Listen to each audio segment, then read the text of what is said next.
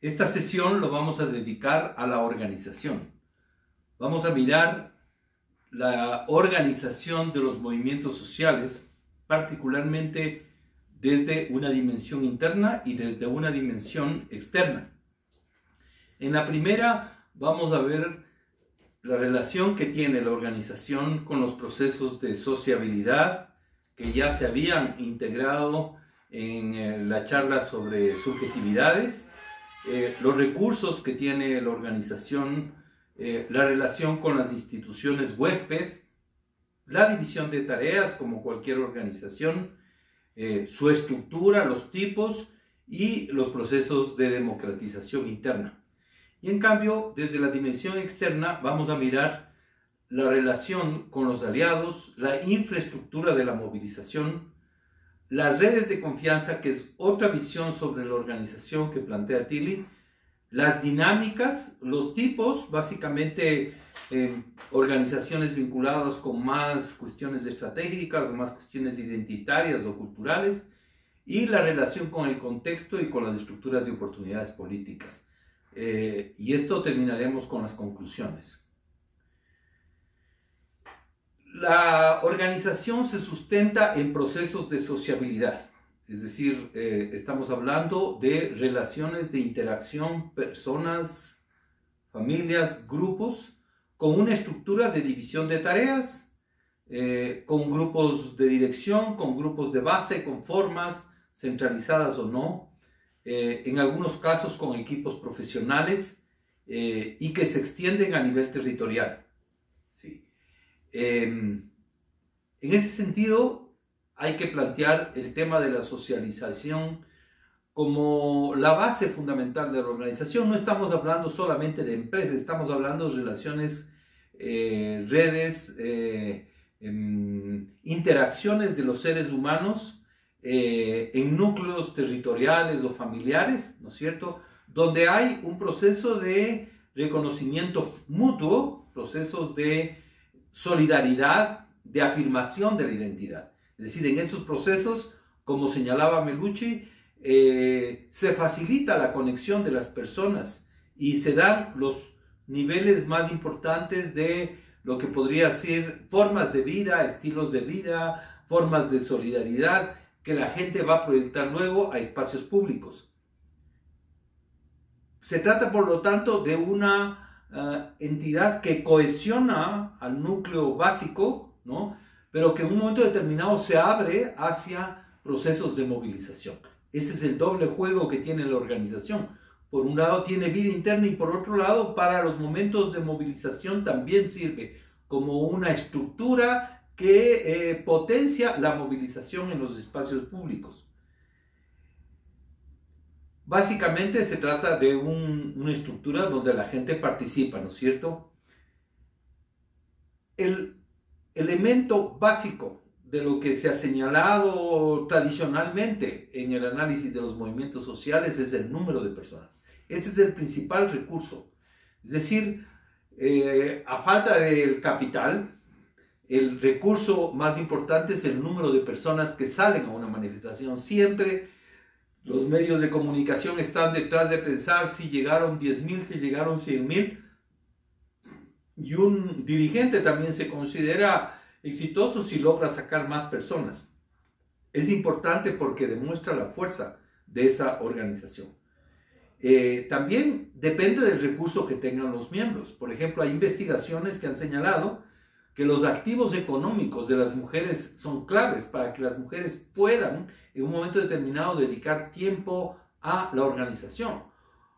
Los activos económicos también permiten que los dirigentes dediquen más tiempo a la organización que las propias bases. Entonces, el tema de los activos, de los recursos económicos es importante. Yo he podido encontrar que comunidades de la provincia de Imbabura se mantienen precisamente a partir de los recursos que tienen tierra, artesanía, también recursos de capital, los indígenas de Imbabura. Entonces, el tema de los activos es importante para que los miembros puedan mantenerse primero en contacto con la tierra, mantenerse con unificación, unidos y cohesionados en un lugar en las comunidades. En comunidades en donde esto no se produce, hay una erosión de los activos, de los recursos materiales, es más difícil que el campesino indígena se quede en la tierra. Entonces, ahí hay, digamos, un elemento también importante de los recursos. Las redes familiares, las redes vecinales son otro recurso importante, porque en un momento de conflicto, como se ha señalado, por ejemplo, en el caso de octubre, el tener una red que le apoye, ya sea a nivel de logística, a nivel de comida, a nivel, por ejemplo, de locales. La marcha del agua en el año 2012 se produjo, entre otras cosas, porque había locales de las organizaciones que fueron disponibles para la llegada de los marchantes. Se necesita logística. En general, la parte material de la organización a veces no se toma en cuenta. Pero también hay elementos y recursos como la información. Por ejemplo, las organizaciones tienen que saber cómo se mueve determinado diputado en la asamblea para poder llegar al parlamento y poder utilizar, digamos, este dispositivo de contacto para interrelacionarse con el conjunto del parlamento. Yo también les puedo mencionar un ejemplo. En los barrios de Quito se conocían exactamente qué pasaba en el Ministerio de Bienestar Social, se conocían al dedillo desde el ministro, las secretarias, los directores.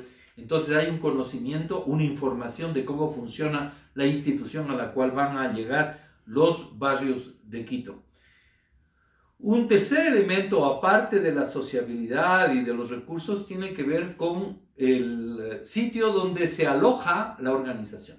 La organización puede estar dada básicamente por ejemplo, un barrio, pero también puede estar conectada en muchas ocasiones con el Estado, con la iglesia, con centros de seguridad social, las mismas empresas. Es decir, de alguna manera hay una serie de entidades que se convierten en una especie de anfitriones de la organización, anfitriones entre comillas. Esto, por ejemplo, se ha visto en muchas investigaciones. La red de guarderías infantiles, los hospitales, la seguridad social, las aulas de las escuelas del Ministerio de Educación se constituyen en un espacio donde se conforma la organización social, ¿no es cierto? Esto implica que de alguna manera las organizaciones ya parten de una base, ¿no es cierto?, institucional inclusive, en la cual se alojan y en la cual se van a organizar, se van a interrelacionar, van a manejarse a nivel de información, ¿no es cierto?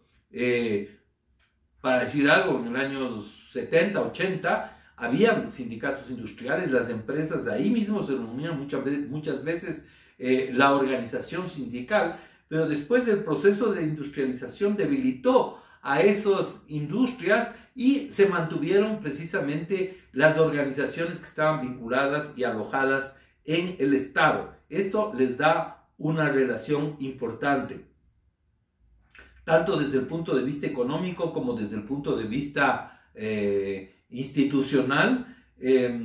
Los movimientos feministas además han demostrado que la relación entre lo público y lo privado es porosa y hay una interconexión. Y eso implica que muchas veces las casas de las mujeres se constituyen en un espacio, ¿no es cierto?, de interrelación social que les permite la interrelación con el resto de mujeres y se constituye también en un espacio de constitución de lo que serán los núcleos básicos de los movimientos sociales. Otro aspecto que tiene que ver con la organización tiene que ver con lo que podría ser la división de tareas, la especialización. Hay una relación, decían los teóricos de la movilización de recursos, entre el descontento y la organización. La organización se constituye en una especie de empresa que ofrece una serie de recursos, de técnicas para movilizar a la gente. En ese sentido, la organización tiene los recursos, los medios, el dinero, los profesionales que se invierten para precisamente canalizar esas preferencias, esas necesidades de la población y constituirle en acción colectiva. Obviamente eso implica división de tareas. Hay un área que tiene que ver con la gestión del agua en las comunidades, hay otra que tiene que ver con lo que significa la prestación de servicios educativos, otra que tiene que ver con la parte agrícola, probablemente hay una que tiene que ver con la justicia. Es decir, hay competencias dentro de la organización y también dentro de la directiva o dentro de las comisiones, ¿no es cierto?, que se constituyen en lo que significa la organización. Hay que señalar además la estructura, es decir, la división de tareas implica una estructura en la cual hay militantes, hay adherentes que participan eventualmente, hay líderes, portavoces, ¿no es cierto? Y también hay profesionales. En las organizaciones más grandes se cuenta con un síndico, se cuenta con un experto en educación, se cuenta con un comunicador social. Estas son división de tareas y, digamos, el tipo de activistas y militantes que existen. En el caso, por ejemplo, de la Unión Nacional de Educadores, hay que señalar la existencia de Vanguardia del Magisterio, que es una organización de activistas militantes que están permanentemente, son más de 200, que estuvieron hasta los años 2007 articulando la organización en cada uno de los cantones. Y por lo tanto, como les digo, hay esta división entre bases y dirigentes. Esto es un elemento importante porque significa que de alguna manera tiene que haber una relación, como veremos en el campo de la democracia interna. ¿Qué tipo de organizaciones existen? Hay diversos tipos de organizaciones, pero podríamos señalar en un continuum entre los más descentralizados, con organizaciones de base más autónomas hasta los más centralizados. El esquema planteado por, me parece que Otarro mismo lo señala, o Never, que implica la organización del movimiento anarquista, es un típico ejemplo de organizaciones de núcleos prácticamente independientes que se articulan en determinadas campañas. Y el Partido Socialdemócrata es una organización centralizada. La democracia interna es clave, ¿no es cierto?, en términos de que quiénes son los que toman la decisión. Es decir, los procesos de relación entre las bases y la dirección son importantes, ¿no? En términos de lo que significa además el hecho de que las bases controlen a sus dirigentes y el hecho de que los dirigentes sean, ¿no es cierto?, electos por sus bases, sean escudriñados por sus bases, sean controlados por sus bases. Muchas veces los dirigentes se independizan del control de las bases y constituyen, digamos, un equipo autónomo que prácticamente toma las decisiones sin tomar en cuenta a las bases. El tema de la democracia, la mayor o menor democracia, es importante, ¿no es cierto? Los métodos de toma de decisiones. Algunos critican por qué el movimiento indígena es así. Es porque muchas veces, ¿no es cierto?, la directiva, las direcciones de la CONAIE tienen que tomar el punto de vista de cada una de las federaciones y uniones de base para tomar una decisión importante. Un levantamiento a veces dura 2, 3 meses hasta que, digamos, haya una decisión colectiva, ¿sí? En este sentido también la organización puede ser más o menos formal, es decir, hay organizaciones que tienen estatutos, pero hay muchas organizaciones que no lo tienen, hay organizaciones que tienen legalidad, hay otras que no la tienen, digamos, hay procedimientos para el reclutamiento de las personas, otras que simplemente se incorporan y participan, hay organizaciones que tienen cuotas, otras que no tienen, es decir, el tema de la formalidad es otro aspecto aparte de la democracia importante. Estos son los aspectos que tienen que ver con la cuestión interna, democracia interna, división de tareas, escalas, formas de organización. La dimensión externa, en cambio, tiene que ver con un concepto de estructuración, de infraestructura de la movilización que señalan algunos autores. Infraestructura de la movilización implica que la organización no solamente tiene que ser mirada puertas para adentro, sino también puertas para afuera, porque los aliados, las instituciones, las formas de autoayuda, etcétera, son formas de organización que apoyan y que sustentan a la organización. Se plantea este concepto de infraestructura de movimientos, en donde, por ejemplo, están organismos de autoayuda, ¿no es cierto?, como las cooperativas, como las cajas de crédito, grupos religiosos, ¿no? También entidades de servicios, por ejemplo, entidades médicas, entidades jurídicas, entidades técnicas de ingenieros, que son, digamos, un apoyo a la organización, ¿no es cierto? Muchas veces ONGs juegan ese rol, ¿no? Colectivos de distinto tipo, por ejemplo, lo que he mencionado, equipos de educadores, una escuela de educación, un grupo de comunicadores. Muchas veces la CONAIE ha tenido mucho apoyo en ese sentido de grupos de comunicación que están vinculados con las universidades, por ejemplo. Comisiones específicas para realizar determinado tipo de documentos, determinado tipo de diagnósticos, también es importante, ¿no es cierto? Y también la relación entre la organización con, en este caso, grupos de presión con partidos políticos. Hay un autor, McCarthy, que señala digamos, el movimiento tiene, ¿no es cierto?, todos estos niveles y está vinculado con las organizaciones de apoyo. Es decir, tienen dentro del movimiento estructuras formales e informales, donde están los activistas, donde están los colectivos, los comités, las escuelas de formación, pero también existen los que están fuera de la estructura formal, ¿no es cierto?, tanto a nivel, por ejemplo, de redes familiares, o redes de amigos que están apoyando, los vecinos, o también estructuras formales, es decir, la iglesia, por ejemplo, o, digamos, las asociaciones de profesionales de apoyo a la organización. Por lo tanto, esa es una estructura, no hay que mirar solamente la organización en sí mismo, sino la relación que tiene.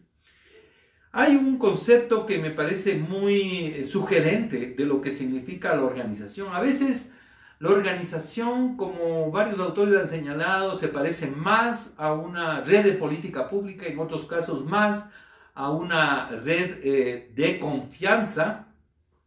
Inclusive se ha señalado que las comunidades indígenas son redes familiares.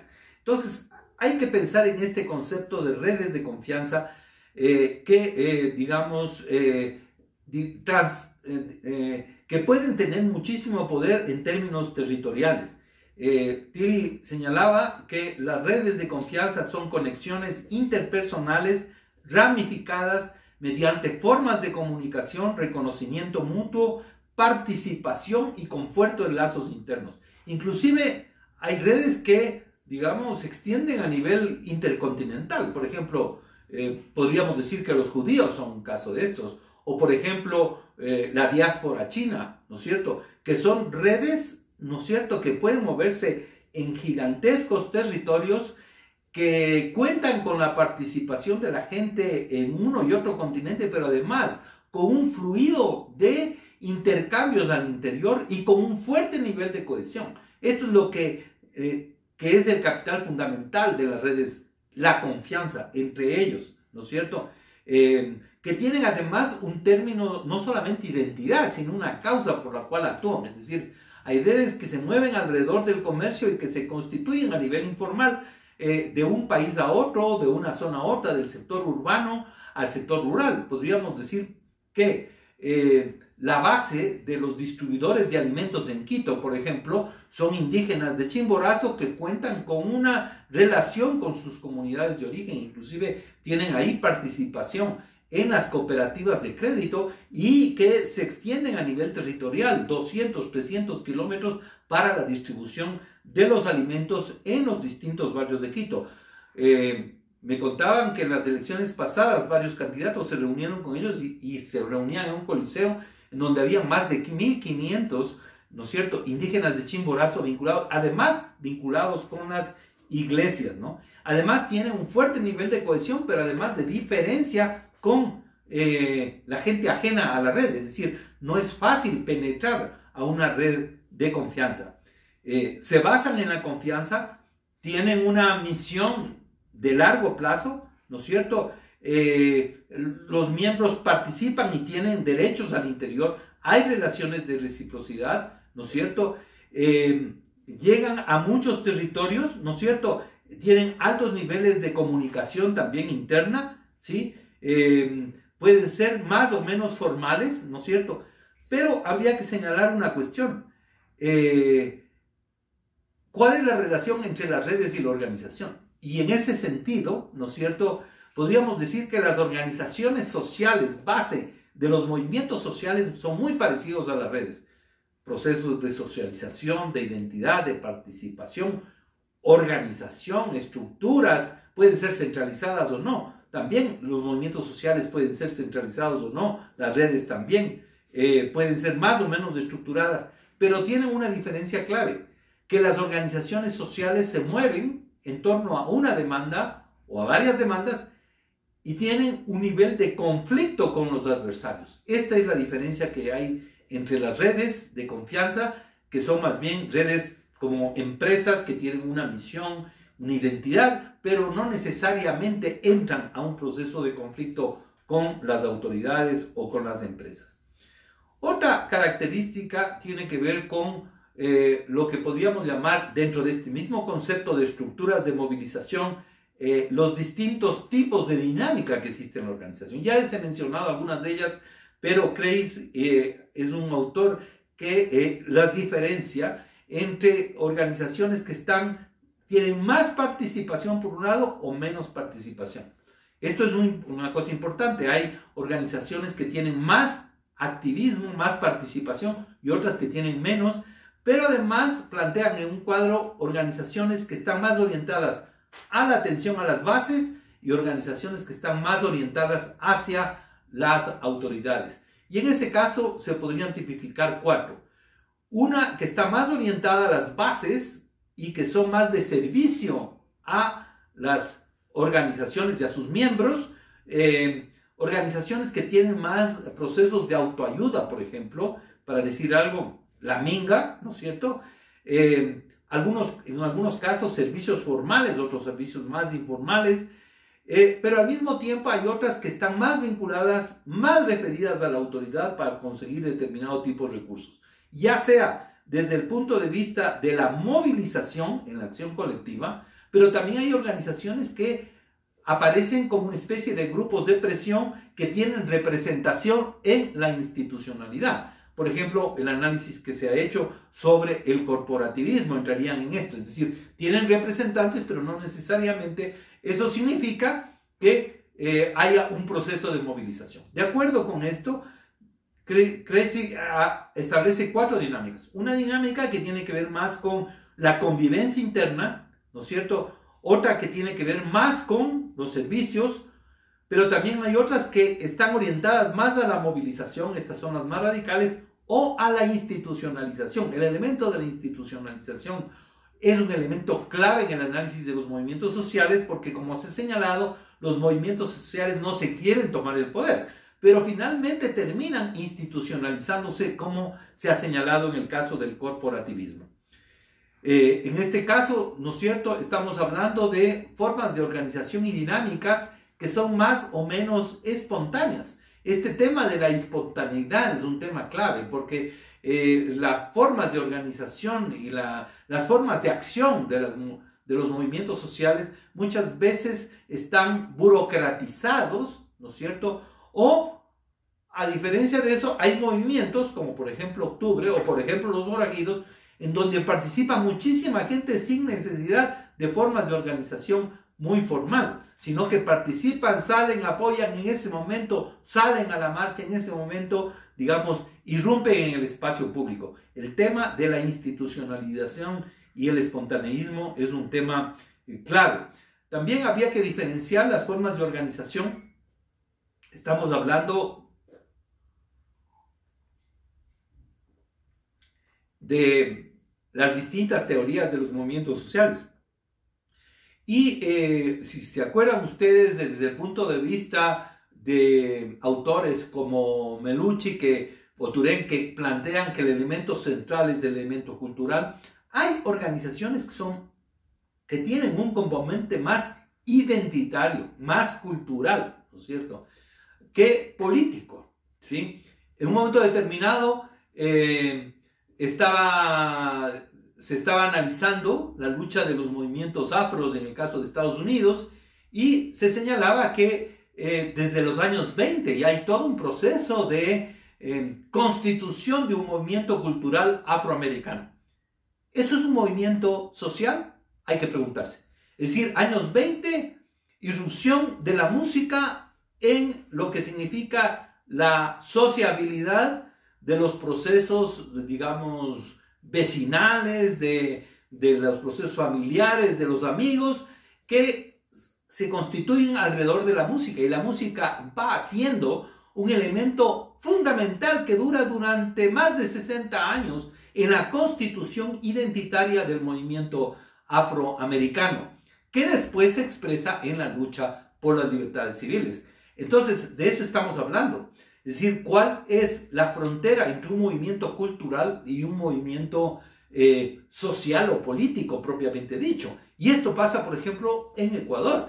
En Ecuador, el movimiento afro no se constituye, al igual que el movimiento indígena, a través de formas de organización social, tipo comunidades, tipo federaciones, tipo organizaciones que tienen que ver con el desarrollo, sino que son un movimiento cultural. Sus expresiones fundamentales están en la expresividad que existe simbólica, por ejemplo, en las fiestas religiosas muy vinculadas con la Iglesia Católica.